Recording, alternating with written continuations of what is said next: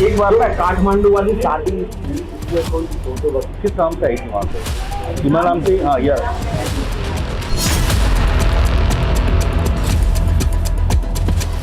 जो फोटो आपने लोड किया है, अपलोड किया इंस्टाग्राम पे, ये कौन है?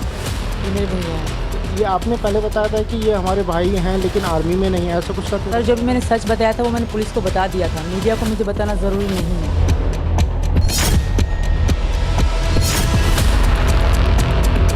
शादी का कोई प्रूफ है आपके पास? अब ऐसे कहाँ तक पड़ी है? हमें तो क्लियर बताइए। आप लोग मेरे वकील हो, मैं अपनी ग्रुप नहीं पढ़ी। हाँ वही इसलिए बोल रहा हूँ। 5 भी नहीं पढ़ी सर, हमें घर में पढ़ाया गया।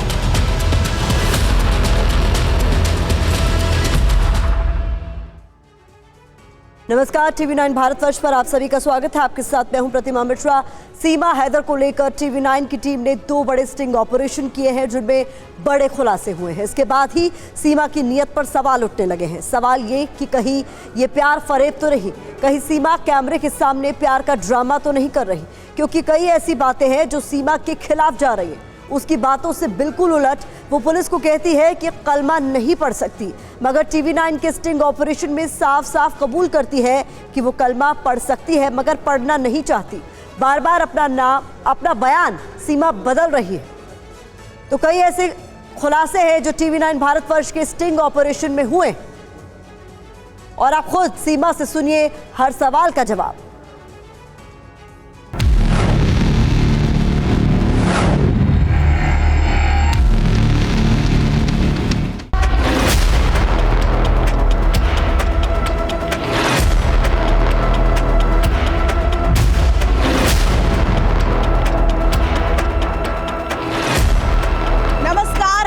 मौजूद है राघोपुरा गांव में, जो कि ग्रेटर नोएडा में पड़ता है।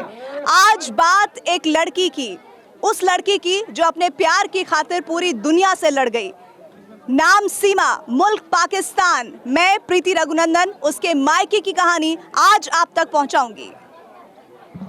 नमस्कार, मेरा नाम निधि वासंदानी है और मैं सीमा के ससुराल की कहानी पहुंचाऊंगी, जो कि सिंध से है। पाकिस्तान के सिंध से कैसे वो ग्रेटर नोएडा आ गई, ये कहानी भी हम आप तक पहुंचाएंगे। नमस्कार, आपके साथ मैं हूं सुरभि शर्मा। और पाकिस्तान की बात होती है तो वो बहुत स्टीरियोटाइप है। महिलाएं भी ज्यादातर पर्दे में रहती हैं और सिंध एक ऐसी जगह जो कि हॉरर किलिंग के लिए कुख्यात भी है। आज कट्टर पाकिस्तान की सीमा की प्यार की कहानी आपको मैं बताऊंगी। नमस्कार, आप सभी के साथ मैं हूं प्रतिमा मिश्रा। साधारण से बैकग्राउंड की एक लड़की जो कि पाकिस्तान के एक पिछड़े इलाके से आती है, वो आखिरकार एक वायलेंट गेम जिसे PUBG कहा जाता है वो कैसे खेलती है, उसके प्यार की कहानी, उसकी बहुत चर्चा हो रही है, उस पर भी आज बात होगी।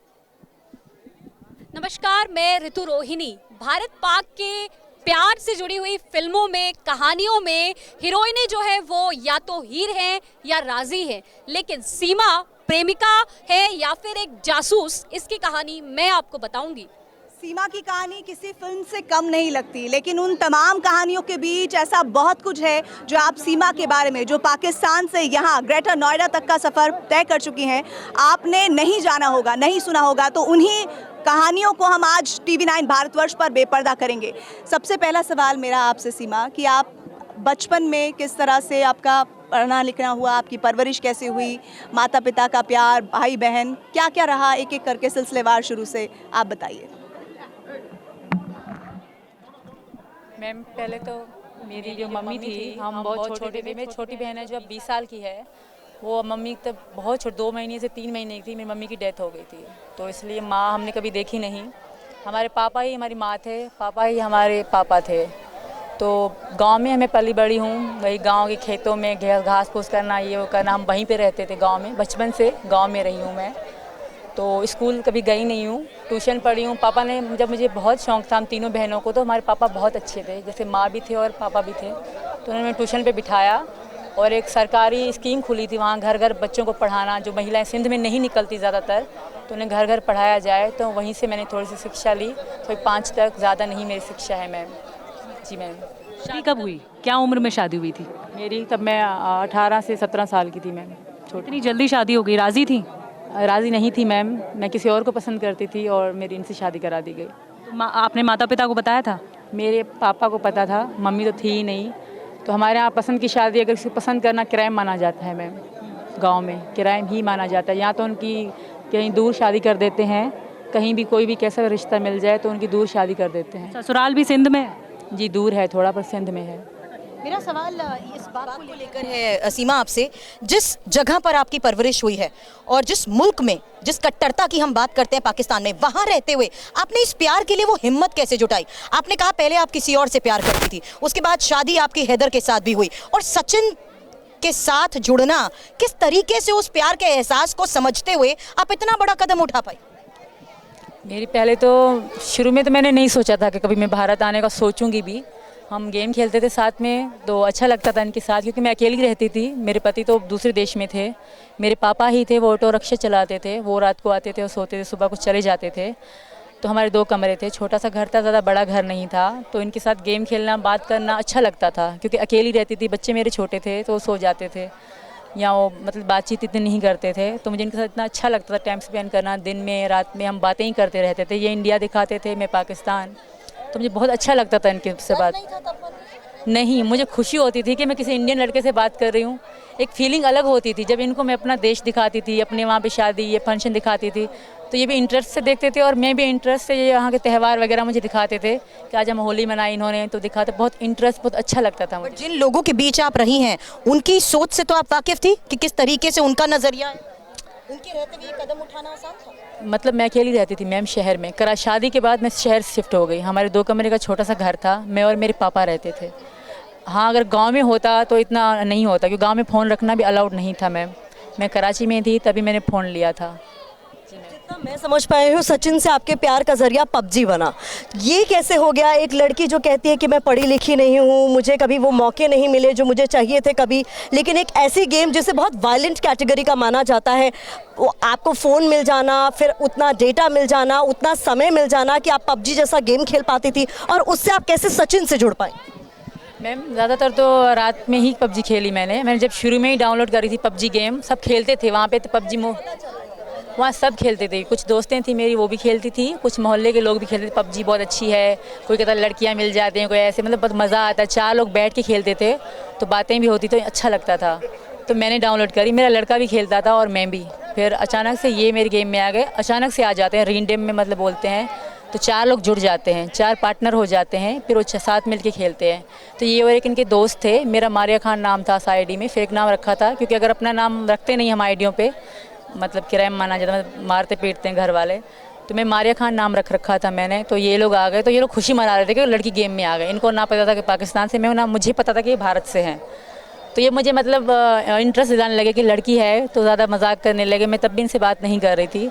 जब गेम ख़त्म हो गई हमारी तो इन्होंने चिकन डिनर करा दिया मेरा, तो मुझे अच्छा लगा कि भाई मेरा पहली गेम और चिकन डिनर हो गया, तो अच्छा लग रहा था। तो फिर इन्होंने फ्रेंड रिक्वेस्ट भेजी मुझे। अंदर फ्रेंड रिक्वेस्ट भी होती है, चैटिंग भी होती है, वॉइस भी होती है और वॉइस पे बात भी होती है।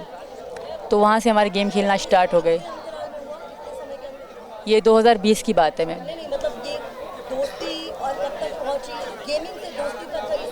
ये तकरीबन 1-1.5 महीने के बाद इन्होंने कहा कि जब भी तुम गेम खेलती हो, हम समय पे नहीं मिल पा रहे, तो अपना कांटेक्ट दे दो, मैं स्क्रीनशॉट ले लूँ, आपसे चैट करूँगा, मैसेज कर दूँगा, आप आ जाना। तो इन्होंने मुझसे कांटेक्ट लिया और मैंने इनका लिया, फिर हमने चैट करना शुरू कर दी। मैम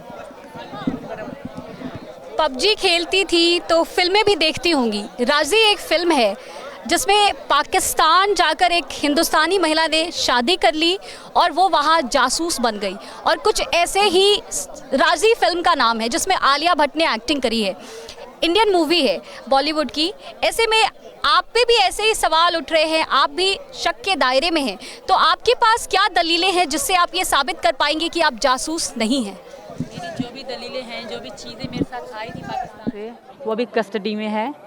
तो कुछ तो हो गया है कंफर्म, कुछ भी कंफर्म हो जाएगा, और मुझे यकीन है कि सच्ची सामने आएगा। ऐसा कुछ भी नहीं है मैम, मैं इनकी मोहब्बत में यहाँ आई हूँ। मैंने कभी भी ज़िंदगी में ना जेल देखी थी, ना कभी पुलिस सामने देखी थी। ऐसा मैंने कभी ज़िंदगी में, ना ही मैंने कभी अपना फ़ोटो भी नेट पे डाला था। अगर कोई डालती भी थी तो प्राइवेट, सिर्फ मैं देख सकूँ और यही देख सके। तो आज मैं दुनिया मुझे देख रही है, तो थोड़ा अजीब भी है मेरे लिए। तो ऐसा कुछ भी नहीं है मैम। आई थिंक, मुझे यकीन है इंडियन जो पुलिस हैं, जो यहाँ की काम कर रही है मेरे बारे में, वो सच सामने लाएंगे।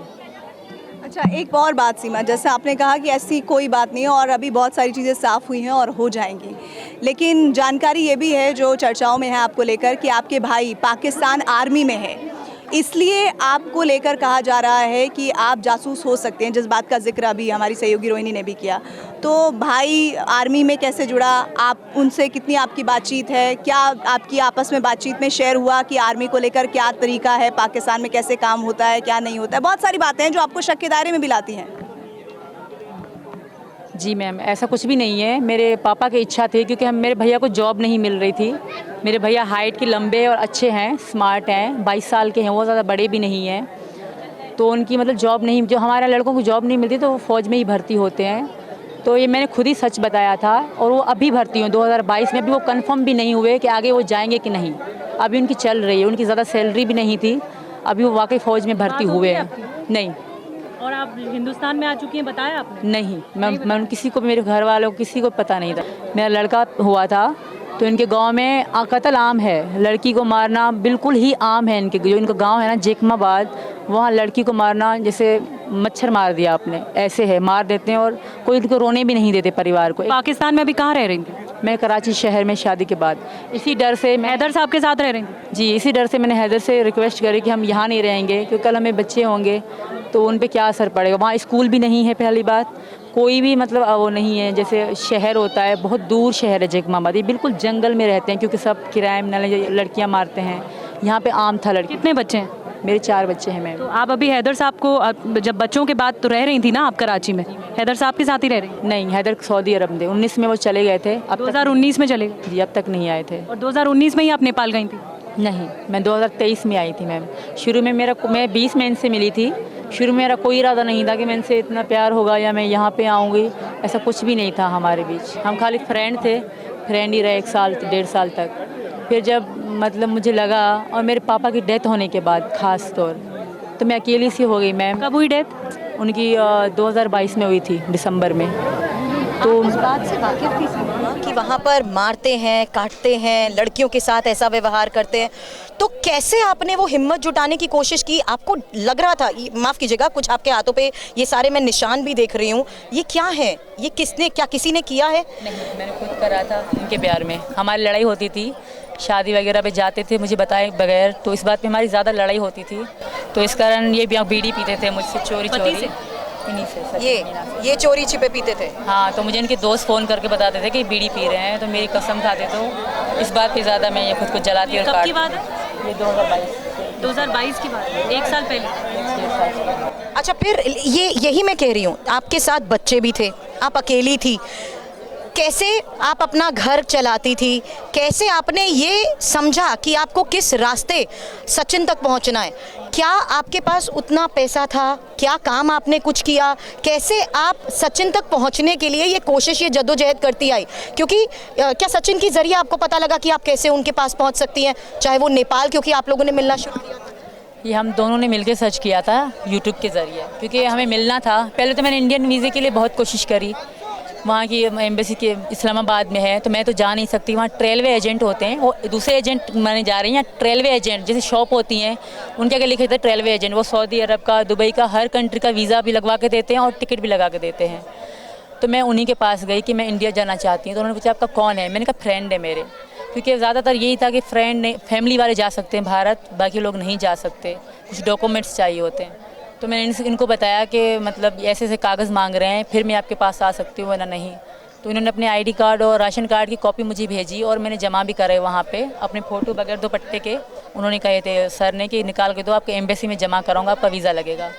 पासपोर्ट बनवा लिया मैंने, तो मैंने वो भी करे। फिर उन्होंने कहा कि एक कागज़ और है, इंडिया से 3 डॉक्यूमेंट्स चाहिए, तीसरी सरकारी ऑफिसर के कागज़, जैसे ड्यूटी का कार्ड होता है उसकी कॉपी, और उनके साइन में आपको फॉर्म बना के दूँगा, करवाएंगी, तभी आप इंडिया जा सकते हो। तब भी 3 महीने आपको वेट करना होगा और कंफर्म नहीं है कि आपका वीज़ा लगेगा कि नहीं, क्योंकि 100 में से 90% आपका लग सकता है, नहीं लग सकता, और 10% लग सकता है।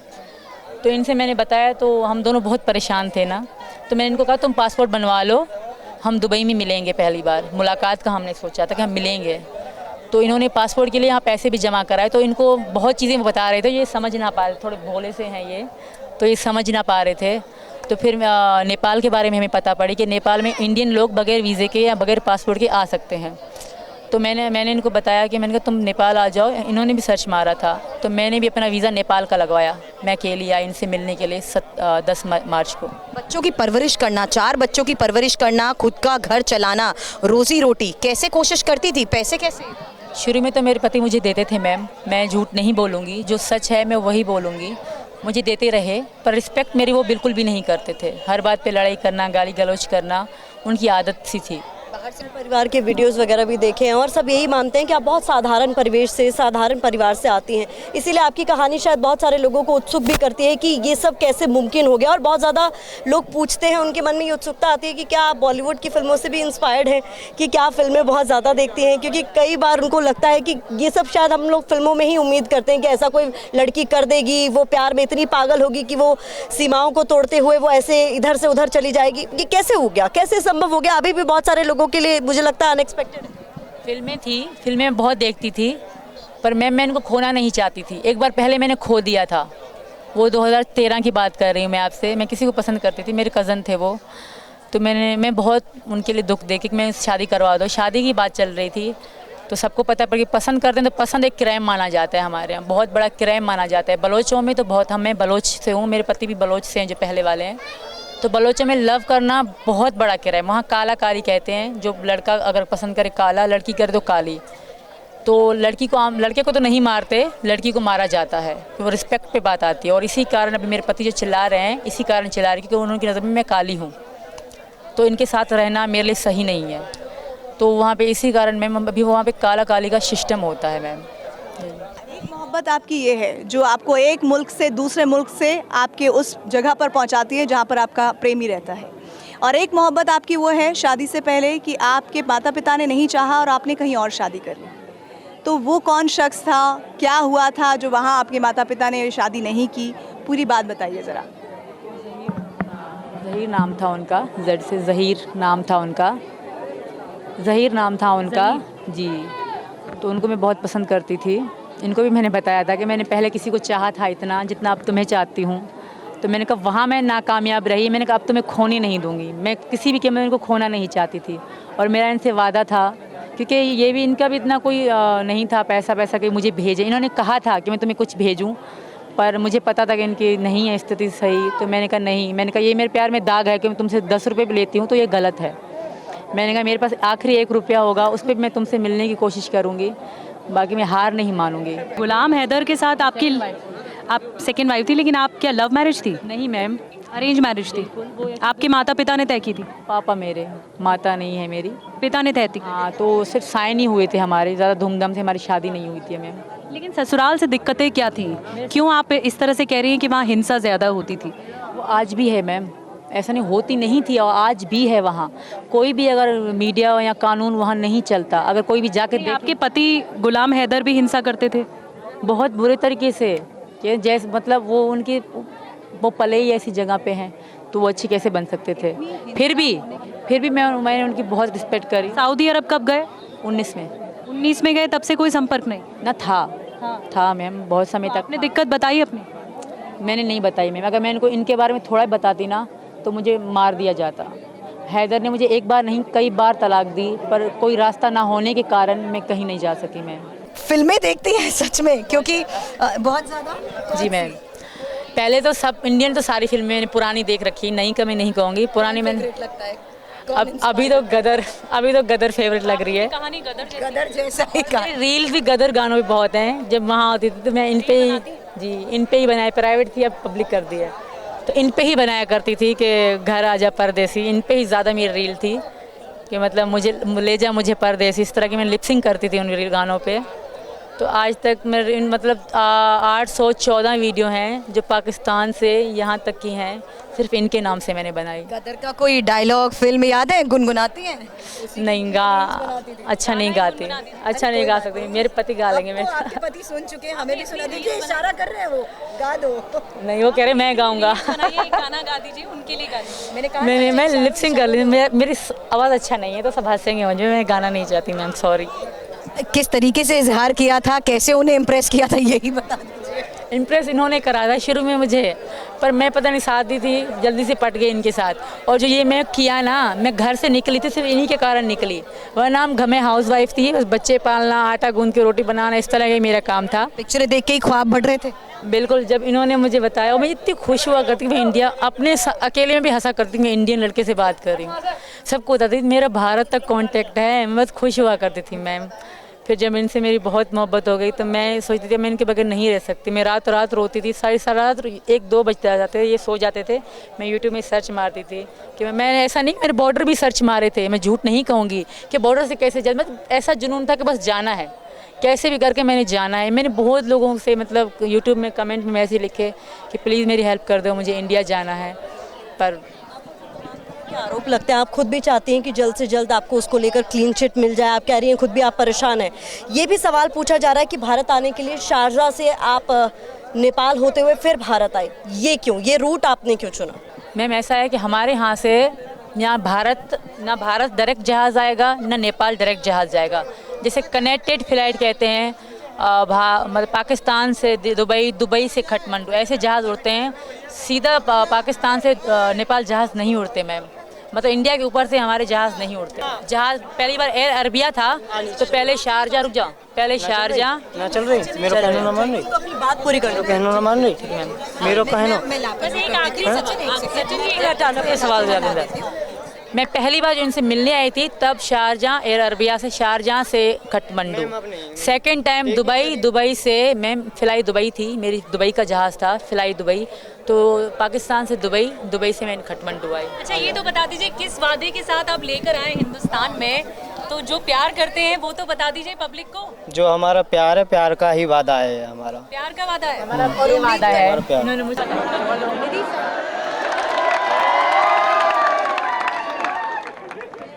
वादे के साथ यहाँ पर लाए हैं।